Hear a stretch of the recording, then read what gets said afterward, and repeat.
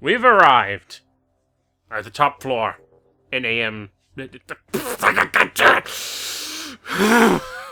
Prime 2 Metroid Prime 2 Echoes Trilogy Edition. on CD, not downloaded off the Wii U online because we don't have a Wii U because Wii U's stupid. But getting back to the point I was going to make at the end of the last part, I would actually like to ask the actual fans of this game to come forward, if they may, in this part and tell us, what is it about Metroid Prime 2 specifically that makes it a particularly favored Metroid game of yours? Because I don't quite understand where it comes from, but Metroid Prime 2 is often considered the best of the trilogy. And I'm not on feeling a it. personal level, I just do not see it. And 2 is just aesthetically the least interesting of the games and structurally the most irritating of the games. 3, I can understand why people don't like it because it's very anti-Metroid, very linear, very straightforward, doesn't give you much room for exploration, and is kind of more for the noob crowds, the people who want to find a easy jumping on point into the Metroid franchise. But I just do find it a lot more aesthetically interesting out of the Metroid Prime games. Not to say that the first Metroid Prime isn't interesting, it's just that I haven't really had much time with the first Metroid Prime to really appreciate it. And I'm sure if I did take my time with Metroid Prime 1, it would be one that grew on me quite a bit. It's just that I do feel like 2, personally, is the weakest entry in the series. But that's me. If you want to tell me what it is specifically that makes this Metroid Prime game your favorite, or even your favorite Metroid game, Christ, that would be hard to believe. Come forth, share your opinions, because I don't understand it, and I don't expect to understand it even when you tell me up front and in my face.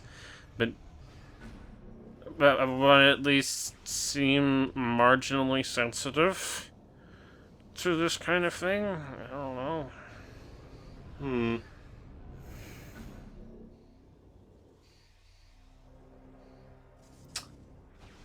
And in the background, we're actually doing some ring alignment puzzle in the central grounds of the main temple area. Which also has these great big statues of previous Luminoth sentinels.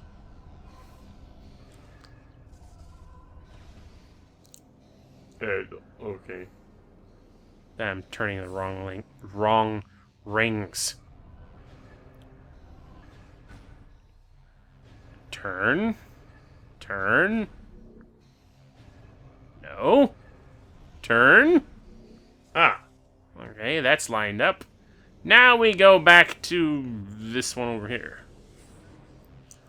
which hopefully will align properly. There we go. Easy. Not too bad. As long as you know which rings to line up when. Which will now grant us access to... what exactly? Is this more Luminoth tech? What's this Luminoth? Expired 1.5 decacycles ago. Very young at time of death, not quite to adulthood, a child that would be pressed into combat duty suggests how desperate the Luminoth were at the war's end.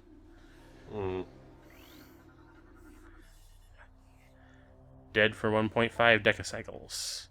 Appropriate age of 4.2 centicycles. Cycles! I can't remember how long a cycle is from my Transformers. Even though it's quite likely that the cycles in relation to Transformers are not the same as they are in the Metroid universe, although cycle does seem like a very standard unit of time name.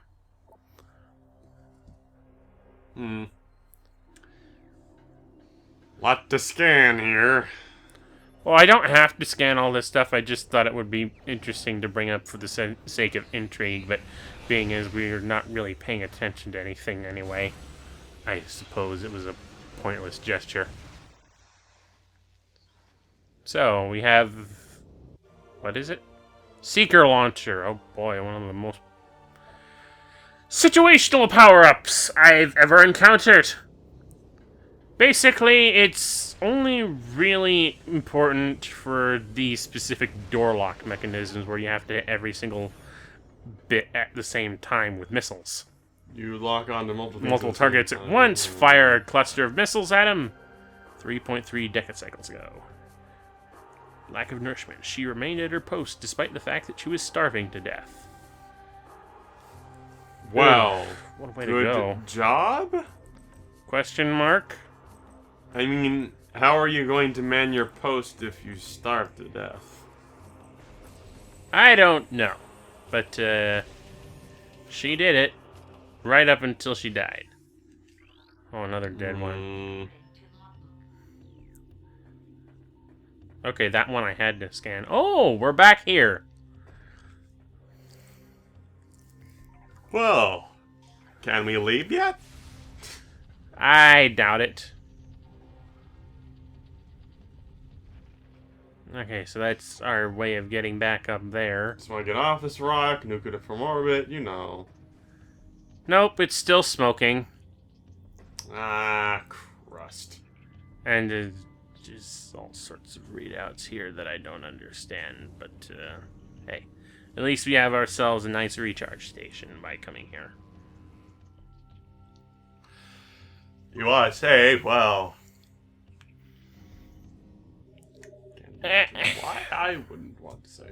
I do think you... You know, I think the argument that this is a good Metroid game because it's... I'm not going to say this specifically against the commenters who are going to bring this up as a positive in their favor, that this is a good Metroid game because it's structured more like a Zelda game is a good thing, because I honestly don't think that Zelda games should be structured the way Zelda games have been for a long time.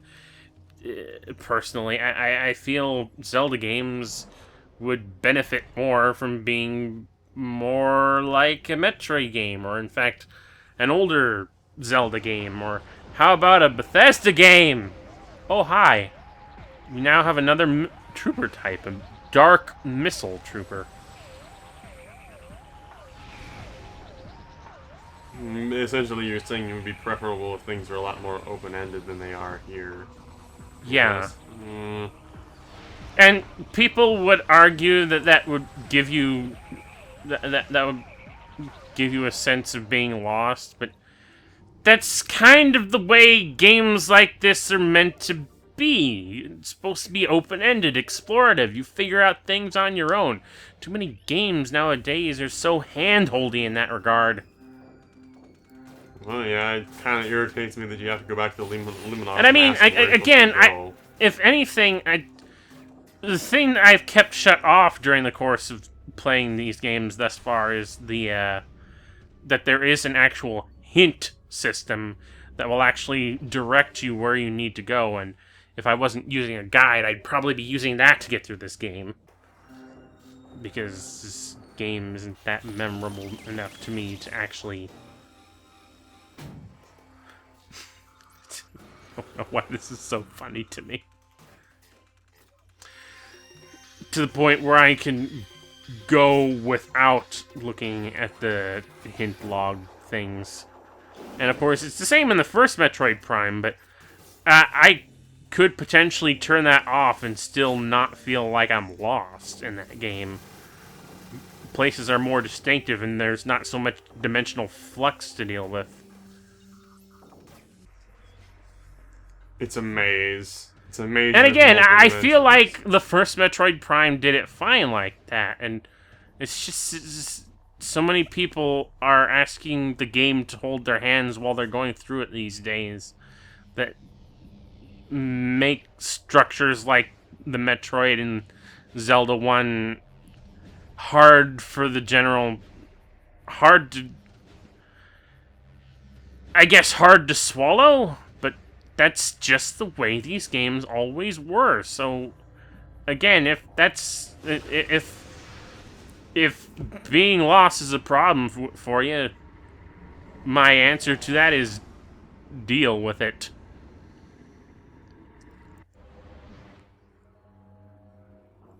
The portal just dumps us right in front of the power-up we're looking for. Isn't that great? Unfortunately, we can't go back to the same portal, so we have to go into the next room to go back into the main portal chamber. Because simple ways back and forth is not an option.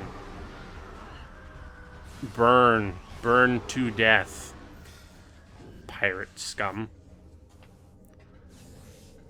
So, back we go. And still pirates they are. Dark pirates at that. Dark pirates. We have been here before, right? Yes, and we're going to be leaving here again. Because reasons.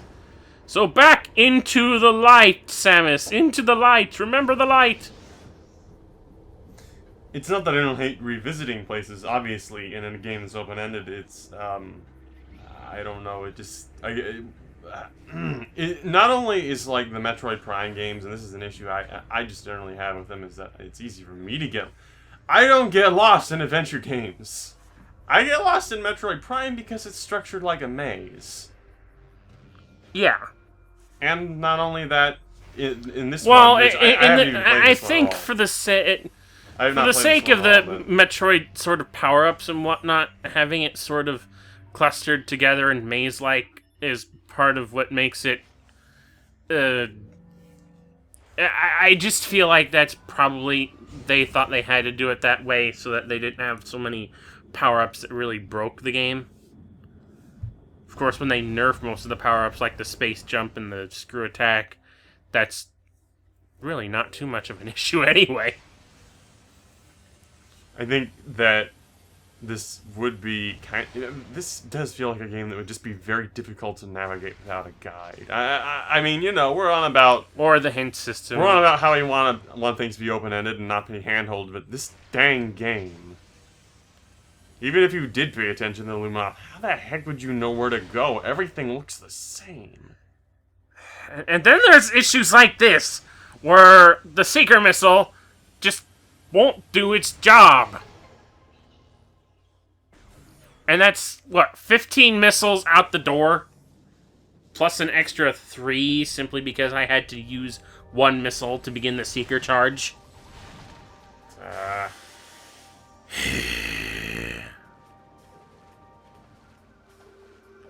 Where am I going? Oh, into another flesh hole. Oh, there's so many fleshy holes here. Oh, well, man. Oh, kids game. Whew. More dead Luminoth. Incomplete. Body was heavily damaged by exposure to unknown chemicals, unable to determine cause of death. Okay. Incomplete. Heavy chemical damage. There are some similarities. Digestive fluids found in several creatures. Some may have tried to eat the corpse, yet was unable to finish. It's my turn to eat the corpse. So, we gonna get an explanation on why they had a chemical bath? I don't think so. Oh, well, whatever. It's hard to tell sometimes, but anyway, welcome to the lower section of the Torvus Bog. Look! Water! Deep water. Okay, so wait. And these buggers, the blogs. Here's reason number 1 why I hate this game. Those creatures right there. The first time I tried to play this game, I got to a point fairly deep into the game where I was searching for this game's central MacGuffins, the Sky Temple keys. I was running all over the map trying to figure out where they were using the hints and some guides and whatnot, when all of a sudden I get stuck in a room that I can't escape without killing a couple of those blog things. Imagine my horror when I throw every piece of ammo I know I have at them and not having any effect, and half an hour later I'm dead. Because of these things. These things. I hate blogs. I hate them. I rage quit because of that incident. I didn't want to finish the game after that incident.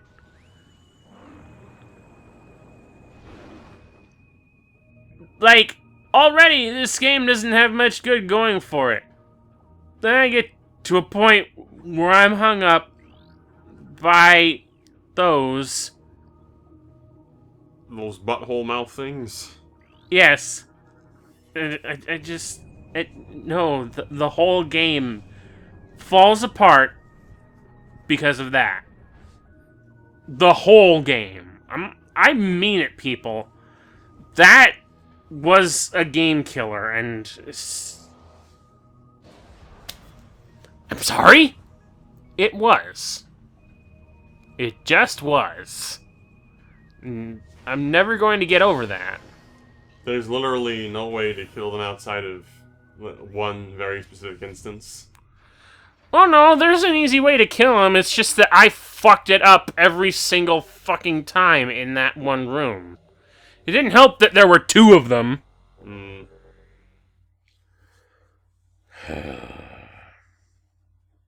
But that'll do it for this part of Let's Play Metroid Prime 2. So thank you absolutely everyone for watching. Remember RCFS and out. Still a CD version.